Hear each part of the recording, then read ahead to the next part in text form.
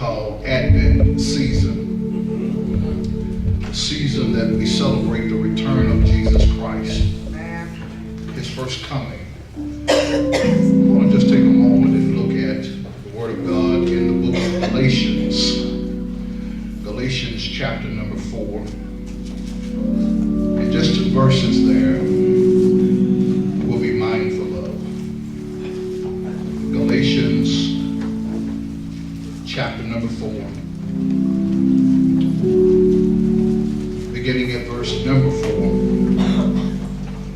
Reading down through verse number 5. Paul is the writer of the text.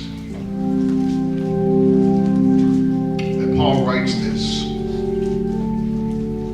Galatians 4, beginning at verse 4, he says, "But when the fullness of time had come, God sent forth his Son, born of a woman, born under the law, to redeem those who were under the law, that we might receive the adoption of sons." You may be seated in the presence of the Lord. I want to talk about it only happened because of Christmas. It only happened because of Christmas.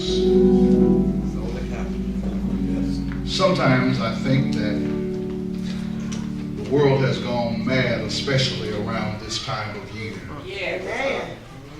I say that because no one wants to celebrate Christ at Christmas. I think you missed it. I think the world has gone mad around this time of year because no one wants to celebrate Christ at Christmas. And if you think about it, there is an all-out effort to remove Jesus from Christmas. Well, Pastor, how do you know that? Well, I know that because we've stopped wishing people Merry Christmas. And we've started saying Happy Holidays. We've stopped having Christmas plays at school because we don't want to offend other religions. And so instead of having Christmas plays, we've opted to have holiday festivals. We say to others season's greetings, ignoring the fact that Jesus is the reason for the season. In all of our doing, we are we're seeming to try our best to eliminate Christ from Christmas. And in all of this, it just seems to me that we want to remove him. We want to take him out of this. And because of this, I think the world has literally lost its mind. The world has lost its bearings. It shifted from its moorings. To me, it has completely missed the meaning of Christmas. You see, the world has missed why we celebrate Christmas. And I'm sure that you've noticed that the world seems to be careening towards chaos and confusion. But the good news is that God has placed a leveling force in the world. If you just think about it, you'll know that there is craziness in the land. There is stuff occurring that's happening more frequently every day. There's foolishness in the White House. There's craziness in the State House. And there's buffoonery happening to us daily. When you look at the world, it just seems to be careening off its axis and is spiraling into a chaotic miasma. Yet something happened because of Christmas. Something happens to the world because of Christmas. The chaos that's so intense leading up to Christmas time seems to drift away and quiet down the closer we get to Christmas. The confusion that once raced around the world at record speed now seems to be slowing down because of Christmas. The noises of war that were once loud and boisterous seem to die down in timber because Christmas. Something happens to the world at Christmas time.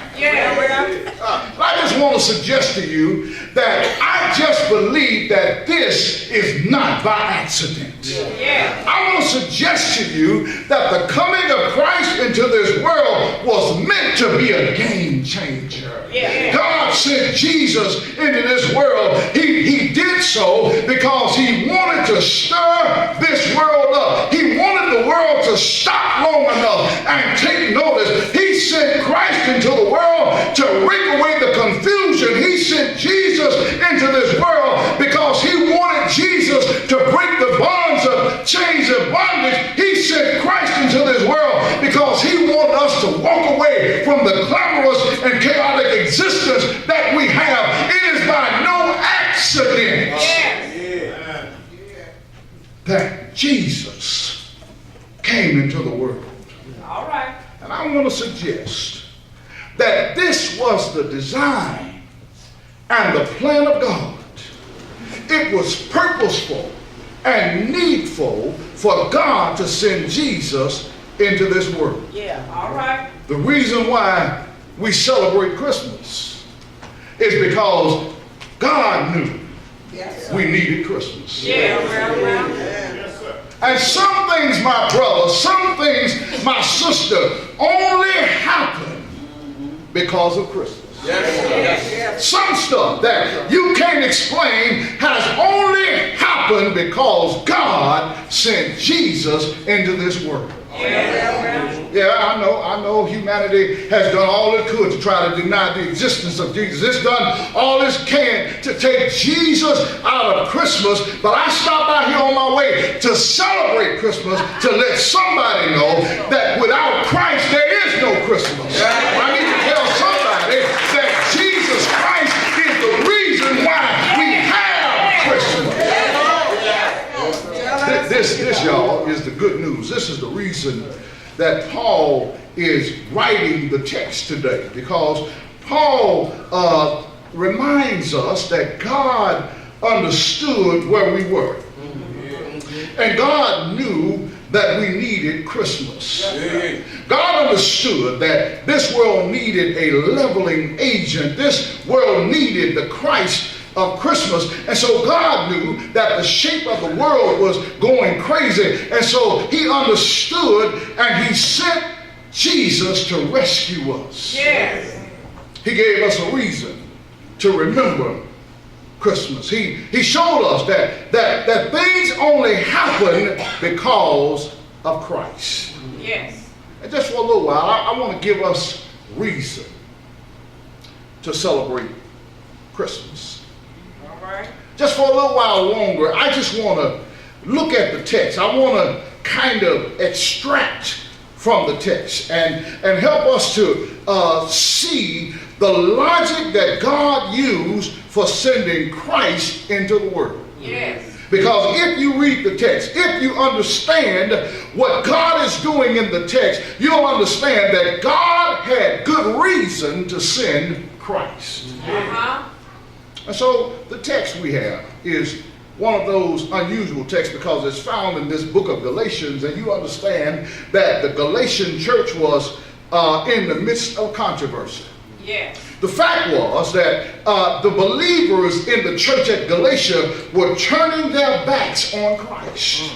They were believing the words and the doctrines and the dogmas of the false teachers. And so Paul writes to explain to them that the Lord orchestrated their freedom through the coming of Christ. He writes to them to let them know that the reason why you can celebrate is because God has perfect timing. God understood where they were. God understood what they were going through. And God understood what they would need. And so before they could even ask for it, God had already done it. My Lord. And so Paul says, I want to just enumerate some reasons why we ought to celebrate Christmas. Here's the first one, and I promise if you just go with me, I'll get on out of your way. Here's the first one. The reason why God gave us Christmas is, first of all, is because he knew the right time. He understood that it was the proper time, it was the right time, it was the right period for Jesus to show up. The text says, but when the fullness of time had come, when the time had arrived, when the time came to completion, when it was the right time, God moved. Watch now, because the first point I need you to ponder is this. God knew that we needed Christmas because it was the right time for God, for Jesus Christ to be revealed.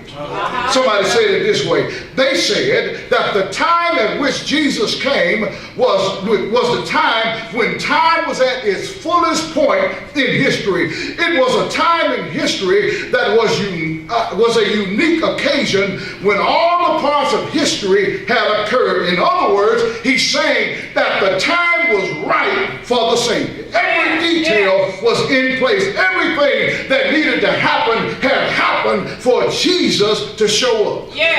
Paul wants us to realize that this was more than just a historical appearance of Christ. This was the time that the Son and the Father agreed upon from all eternity, and now he shows up. Here's what it means. It means this, that God sent Jesus because the political climate was right. Yeah, there's craziness in the world today, and stuff is happening, but the Roman rule in that time was political, and because it was so political, that meant that it was the right time for God to send Jesus. They were military, and the military showed its strength, and their strength was the peace of the land, but because it was political, they understood, God understood, that it was the right time to send Jesus.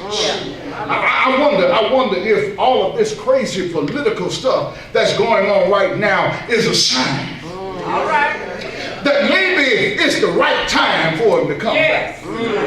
But not only was it the right time politically, it was the right time economically. Understand that Rome had constructed roads instead. In fact, the book says, somebody said this, they said all roads lead to Rome, which meant that if you can get anywhere, you can have good money. Because if there is a way to take what you have and take it to other places and sell it, that meant you could make a profit. And so everything was good. They had good economics. They had a strange political system, but they also had cultural preparation. Everybody spoke the same language. And because everybody spoke the same language, it's possible that the gospel could travel around the world. But then there's a fourth reason why it was the proper time. It was the proper time because of religious preparation. You see, people were disillusioned with their own foolish worship. That paganism had failed, and Judaism was waning and failing, and so people were looking for a Savior. Could it be that we are right even today for the return of Christ? There's so much strangeness, so much craziness in this world. Could it be that he's on his way back? Well, look at the phrase. When the fullness of time was come, Paul says it was politically right, it was economically right, it was culturally right, it was religiously right. Everything was in place, and God orchestrated everything for Jesus to show up. But here's what I discovered also, that not only was it the proper time, but it was also, hear this, the perfected time. Oh, don't miss that, because the text again says, but when the fullness of time had come. Watch this. Sometimes we think God's timing is off by our standards. Because we prayed and God didn't answer when we prayed, we think God's timing is off. All right now. Y'all still ain't getting me. Sometimes we think that God ought to come quick, fast, and in a hurry when we pray. But I stopped by here to tell somebody, just because you prayed and God didn't come when you prayed, doesn't mean that God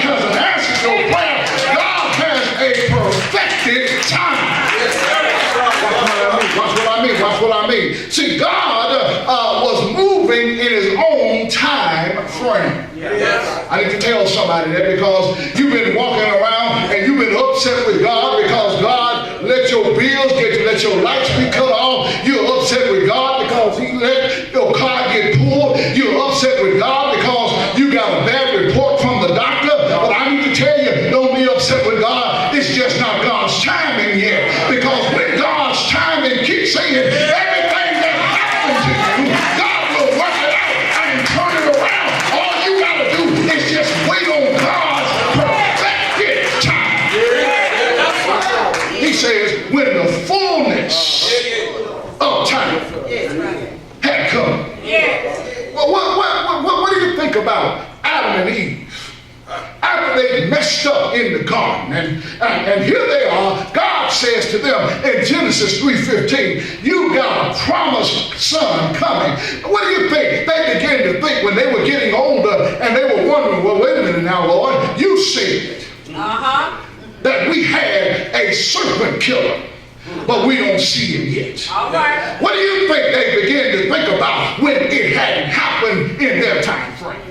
All you got to do is wait on God's perfected time. Yeah. Well, what about Joseph and Mary as they were understanding that Mary was pregnant, and all of a sudden they got a decree from Caesar Augustus saying, y'all got to travel and go to Bethlehem. I can imagine Joseph in his mind saying, God must have lost his mind because God wants me to travel with this pregnant woman on a donkey trying to get her to a city to register. I just don't understand what's going on. All you got to do is recognize that sometimes it's not your time, but it's God's perfected time, and God has a reason for taking them across that land. I understand sometimes we want God to come on our time frame, but God has a perfected time, and God won't move till the time is right. That's right, Reverend.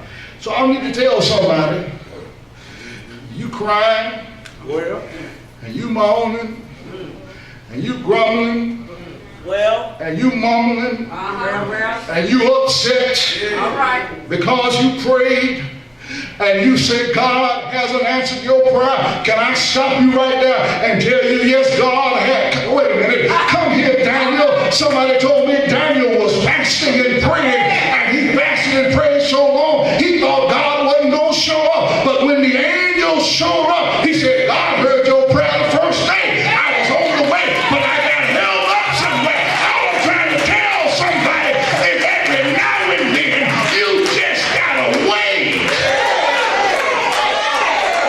on God.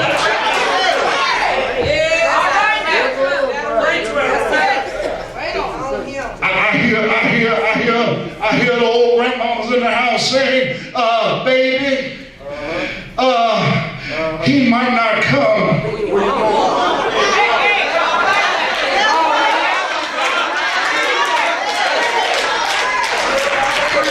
I don't believe you heard me. Grandmama said he might not come when you want him. But I can tell you one thing. He's always right on time.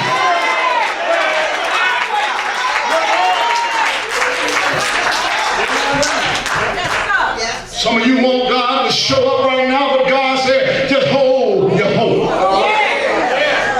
Don't get in no hurry, because the longer I keep you in the fire, the better you'll be when I pull you out.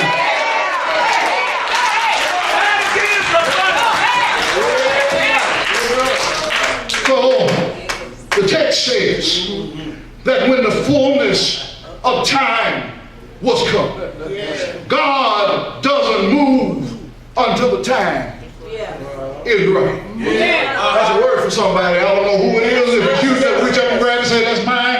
Put it in your pocket and go on, carry it with you. Because I understand that somebody needed to know that it might not be happening right now. You might not see it right now. You might not understand it right now. But I need to tell you, just because you can't see God doesn't mean that God is not working. Just because you don't understand what God is doing doesn't mean God hasn't already fixed it. Just because you haven't heard His voice doesn't mean He hasn't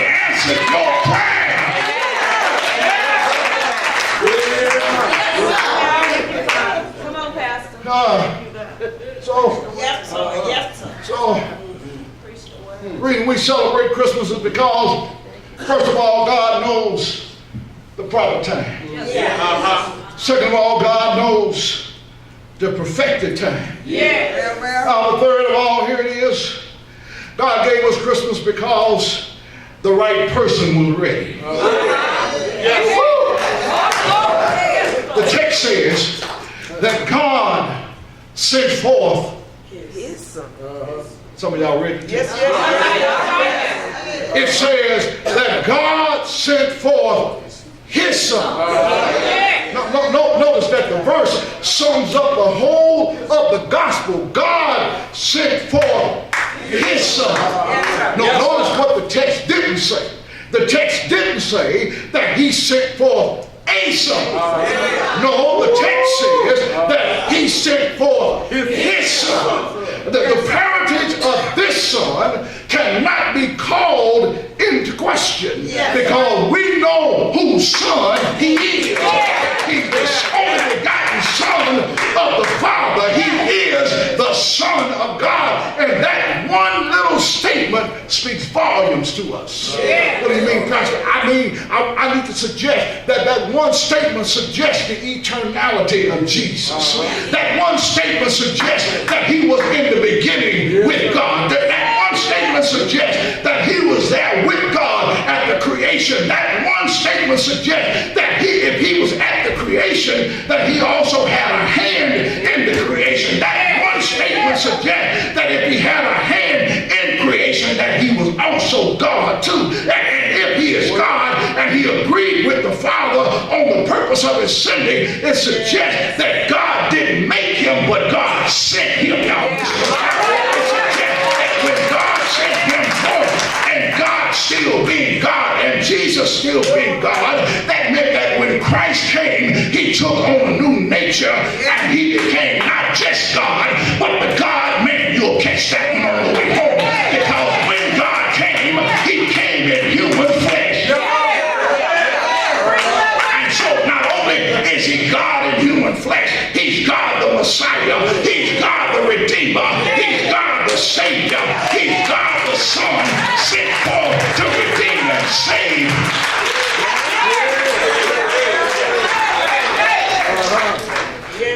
We celebrate Christmas because the time was right for the right person to come. But that was the fourth reason. That's in the text. Fourth reason here it says, first of all, we discovered that God gave us Christmas because it was the proper time. He gave us Christmas because it was the perfected time. He gave us Christmas because the right person was ready. But notice now, he gives us Christmas because it was a promise fulfilled. But when the fullness of time had come, God sent